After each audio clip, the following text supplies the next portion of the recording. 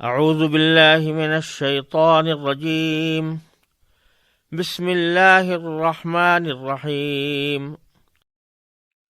يسألك أهل الكتاب أن تنزل عليهم كتابا من السماء فقد سألوا موسى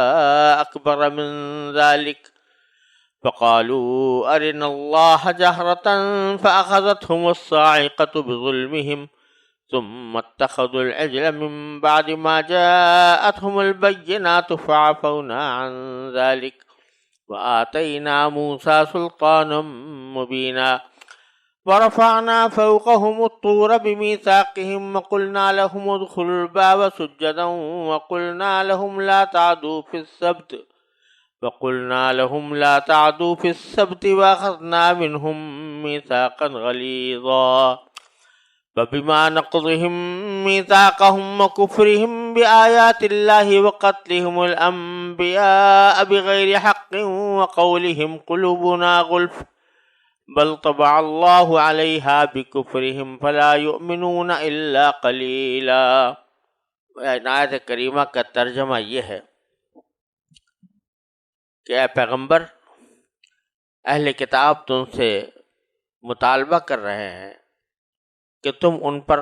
آسمان سے کوئی کتاب نازل کرواؤ، تو یہ کوئی اچنبھی بات نہیں، کیونکہ یہ لوگ تو موسیٰ سے اس سے بھی بڑا مطالبہ کر چکے ہیں۔ چنانچہ انہوں نے موسیٰ علیہ السلام سے کہا تھا کہ ہمیں اللہ کو کھلی آنکھوں دکھاؤ۔ چنانچہ ان کے سرکشی کی وجہ سے ان کو بجلی کے کڑکے نے آ پکڑا تھا۔ پھر ان کے پاس جو کھلی کھلی نشانیاں آئیں، ان کے بعد بھی انہوں نے بچھڑے کو معبود بنا لیا تھا۔ اس پر بھی ہم نے انہیں معاف کر دیا اور ہم نے موسیٰ کو واضح اقتدار عطا کیا، اور ہم نے کوہ طور کو ان پر بلند کر کے ان سے عہد لیا تھا، اور ہم نے ان سے کہا تھا کہ شہر کے دروازے میں جھکے ہوئے سروں کے ساتھ داخل ہونا، اور ان سے کہا تھا کہ تم سنیچر کے دن کے بارے میں حد سے نہ گزرنا، اور ہم نے ان سے بہت پکا عہد لیا تھا۔ پھر ان کے ساتھ جو کچھ ہوا وہ اس لیے کہ انہوں نے اپنا عہد توڑا، اللہ کی آیتوں کا انکار کیا، انبیاء کو ناحق قتل کیا، اور یہ کہا کہ ہمارے دلوں پر غلاف چڑھا ہوا ہے۔ حالانکہ حقیقت یہ ہے کہ ان کے کفر کی وجہ سے اللہ نے ان کے دلوں پر مہر لگا دی ہے، اس لیے وہ تھوڑی سی باتوں کے سوا کسی بات پر ایمان نہیں لاتے۔ اس سے پہلے منافقین کا تذکرہ چل رہا تھا، اور منافقین بھی دراصل اپنی نسل در نسل قبیلے کے لحاظ سے وہ بنی اسرائیل سے تعلق رکھتے تھے، یہودی تھے۔ اب نبی کریم سرورت عالم صلی اللہ علیہ وسلم جب مدینہ منورہ تشریف لائے تو یہودیوں کے 3 گروہ ہو گئے تھے۔ ایک گروہ تو وہ تھا جو رسول کریم صلی اللہ علیہ وسلم پر ایمان لے آیا، آپ کے رسالت کے دلائل واضح دیکھ کر مسلمان ہو گیا، جیسا کہ حضرت عبداللہ ابن سلام رضی اللہ تعالیٰ عنہ۔ دوسرا گروہ وہ تھا کہ جو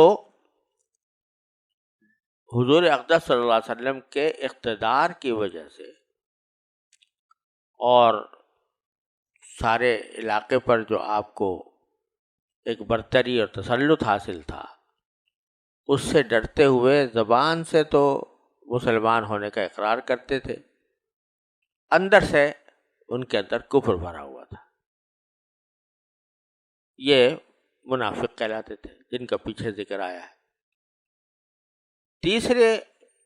قوم وہ تھی کہ جو کھلم کھلا حضور اقدس صلی اللہ علیہ وسلم کی وہ مخالفت کرتی تھی، بحثیں کرتی تھی، اور انہی کا ذکر اب ان آیات میں کیا گیا ہے، جس میں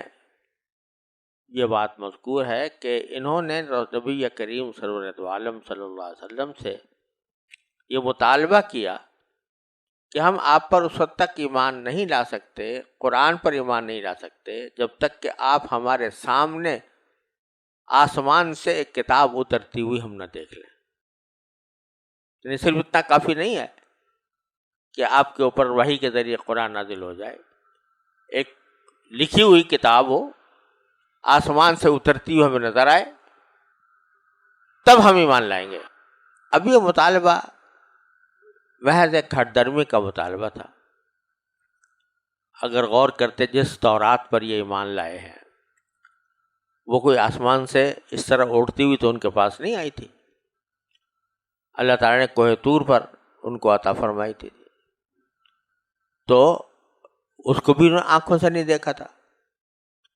تو اب یہ مطالبہ کرنا کہ رسول کریم صلی اللہ علیہ وسلم پر تو ہم اس وقت ایمان لائیں گے جب کہ ہمارے اوپر کتاب نازل ہو،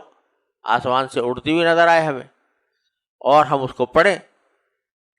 تو یہ محض ایک ہٹ درمی کی بات تھی۔ تو اللہ تبارک و تعالیٰ اس کے جواب میں فرماتے ہیں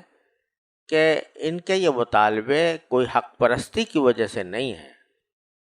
اس لیے نہیں ہے کہ اس مطالبوں کو پورا کرنے کے نتیجے میں یہ واقعتاً دل سے مسلمان ہو جائیں گے۔ ان کی تو تاریخ ہی یہ رہی ہے کہ انہوں نے اس طرح کے اس سے بھی بڑے بڑے مطالبے خود موسیٰ علیہ السلام سے کیے اور پھر مکرے، عہد کیے، عہد کو توڑا۔ تو وہ ان واقعات کی طرف اشارہ فرمایا ہے کہ ان کی تو طبیعت میں سرکشی ہے، نافرمانی ہے، لہذا یہ قدم قدم پر انبیاء کرام کی مخالفت کرتے چلے آئے ہیں، تو آپ کی بھی کر رہے ہیں۔ تو اب اللہ تعالیٰ نے ان واقعات کا اس میں حوالہ دیا ہے جو پہلے سورہ بقرہ میں قدر تفصیل کے ساتھ گزر چکے ہیں۔ تو فرمایا یسألک اہل الکتاب، اہل کتاب آپ سے سوال کرتے ہیں، یعنی نبی کریم صلی اللہ علیہ وسلم سے مطالبہ کرتے ہیں ان تنزل علیہم کتابا من السماء، کہ آپ ان کے اوپر ایک کتاب نازل کریں آسمان سے۔ تو اللہ تعالیٰ فرماتے ہیں یہ کوئی نئی بات نہیں ہے کہ انہوں نے آج یہ مطالبہ کیا ہے، فقط سألوا موسیٰ اکبر من ذلک، موسیٰ علیہ السلام سے انہوں نے اس سے بھی زیادہ عجیب قسم کے مطالبے کیے تھے۔ کیا مطالبہ کیا تھا کہ فقالوا ارنا اللہ جاہرۃ، کہ ہم تو اس حد تک نہیں مانیں گے، کتاب کو بھی نہیں مانیں گے، تورات کو بھی نہیں مانیں گے، جب تک کہ ہمیں علمیہ صاف نظر آئیں آنکھوں سے، اور وہ ہم سے کہیں کہ یہ کتاب تمہارے پر نازل کی گئی ہے اور تم اس کے اوپر عمل کرو۔ تو اب بتائیے یہ کتنی ہٹ دھرمی کی بات تھی۔ اللہ تبارک و تعالیٰ کی ذات وہ ہے کہ انسان کی آنکھیں اس کو دیکھنے کی متحمل نہیں ہیں اس دنیا میں۔ آخرت میں اللہ تبارک و تعالیٰ طاقت عطا فرما دے، نظروں کو دکھا دیں اپنی ذات والا صفات کو، تو یہ کچھ بعید نہیں، لیکن دنیا کے اندر لا تدرکہ الابصار وہو یدرک الابصار، اس کو آنکھیں نہیں دیکھ سکتی اور وہ سب کی آنکھوں کو دیکھتا ہے۔ اب اس کے بارے میں کہنا کہ ہمیں کھلم کھلا دکھا دو، پیغمبر کو تو دکھائی نہیں دیا اللہ میاں نے۔ پیغمبر نے درخواست کی تھی کہ ارینی انظر الیک، تو اللہ تعالیٰ نے فرمایا تھا کہ اچھا دیکھو، یہ پہاڑ کو دیکھو، اگر یہ اپنی جگہ پر سلامت رہا تو ہمیں بھی دیکھ لینا۔ وہ پہاڑ جو ہے جل کے ریزہ ریزہ ہو گیا، تو پیغمبر تو دیکھ نہیں سکا۔ یہ حضرات فرماتے ہیں کہ ہمیں دکھاؤ، ارے اللہ جا رہا تھا۔ تو اس کے نتیجے میں اللہ تبارک و تعالیٰ نے اخذتہم الصاعقۃ بظلمہم،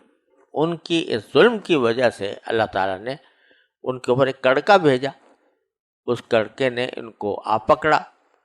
اور اس کے نتیجے میں یہ بے ہوش ہو گئے، جس کی تفصیل انشاءاللہ آگے سورہ اعراف میں آنے والی ہے۔